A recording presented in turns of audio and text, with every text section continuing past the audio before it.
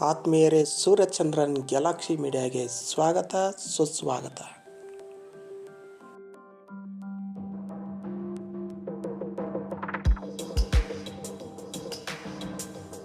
ಆತ್ಮೀಯರೇ, ಬೆಳಗಿನ ಜಾವ ಧಾರವಾಡದಲ್ಲಿ ಹೂವಿನ ಮಾರುಕಟ್ಟೆಗೆ ಬಂದರೆ ಸಾಕು, ಇಲ್ಲಿ ಹೂವಿನ ಘಮಘಮಿಸುವ ಪರಿಮಳ, ಹೂವಿನ ಅಂದ ಚಂದವನ್ನು ನೋಡಬಹುದು.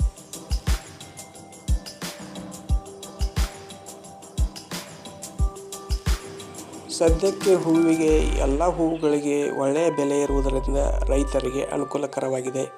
ಧಾರವಾಡದ ಹೂವಿನ ಮಾರುಕಟ್ಟೆ ಪ್ರತಿದಿನ ಬೆಳಗ್ಗೆ ಇರುತ್ತದೆ.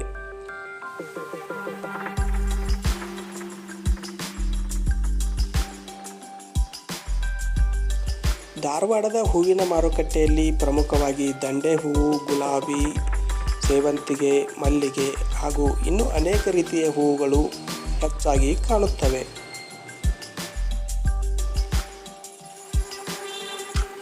ಇತ್ತೀಚಿನ ದಿನಗಳಲ್ಲಿ ಜನರು ಹೂವುಗಳು ಮತ್ತು ಹೂ ಬಿಡುವ ಸಸ್ಯಗಳನ್ನು ಬೆಳೆಸಲು, ಕೊಂಡುಕೊಳ್ಳಲು, ಧರಿಸಲು ಅಥವಾ ಅವುಗಳೊಂದಿಗೆ ಇರುವ ದಾರಿಗಳನ್ನು ಕಂಡುಕೊಂಡಿದ್ದಾರೆ. ಇದಕ್ಕೆಲ್ಲ ಕಾರಣ ಅವುಗಳ ಆಹ್ಲಾದಕರ ರೂಪ ಮತ್ತು ಪರಿಮಳ. ಪ್ರಪಂಚದಾದ್ಯಂತ ಜನರು ಹೂವುಗಳನ್ನು ಅನೇಕ ಸಂದರ್ಭಗಳಿಗೆ ಮತ್ತು ಕಾರ್ಯಕ್ರಮಗಳಿಗೆ ಬಳಸುತ್ತಾರೆ. ಹೂವನ್ನು ಹೊಸ ಹುಟ್ಟು ಅಥವಾ ನಾಮಕರಣದಲ್ಲಿ ಬಳಸಲಾಗುತ್ತದೆ. ಸಾಮಾಜಿಕ ಕಾರ್ಯಕ್ರಮಗಳಲ್ಲಿ ಅಥವಾ ರಜಾದಿನಗಳಲ್ಲಿ ಪುಟ್ಟ ತುರಾಯಿ ಅಥವಾ ಕಾಜ್ ಹೂಗಳನ್ನು ಧರಿಸಲಾಗುತ್ತದೆ. ಹೂವನ್ನು ಪ್ರೀತಿ ಅಥವಾ ಗೌರವದ ಸಂಕೇತವಾಗಿ ನೀಡಲಾಗುತ್ತದೆ. ಮದುವೆಗಳಲ್ಲಿ ಸಭಾಂಗಣಗಳ ಅಲಂಕಾರಕ್ಕಾಗಿ ಬಳಸಲಾಗುತ್ತದೆ. ಮನೆಯ ಅಲಂಕಾರವನ್ನು ಇನ್ನಷ್ಟು ಚೆಂದ ಕಾಣಿಸಲು ಉಪಯೋಗಿಸಲಾಗುತ್ತದೆ.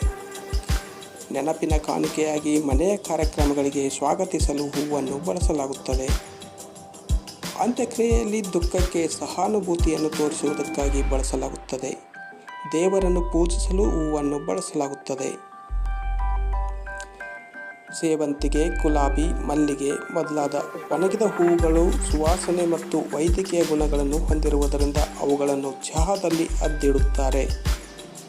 ಕೆಲವೊಮ್ಮೆ ಅವುಗಳನ್ನು ಸುವಾಸನೆಗಾಗಿ ಚಹಾ ಎಲೆಗಳೊಂದಿಗೆ ಮಿಶ್ರಣ ಮಾಡುತ್ತಾರೆ.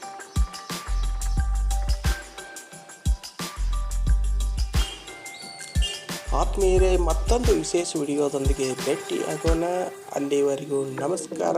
Thank you. Bye bye.